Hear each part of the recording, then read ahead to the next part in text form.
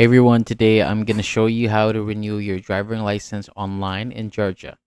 This is helpful because it lets you handle the renewal process online without making the whole thing feel confusing. So to get started, open up any web browser that you trust. So in this example, Google Chrome is being used.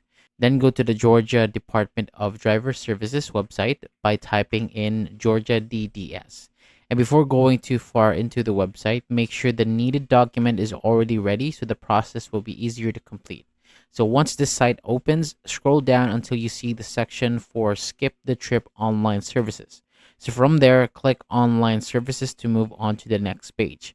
After that, the site will ask for an account login. If there's already an account, just sign in. If not, scroll down and create one first by selecting the sign up option.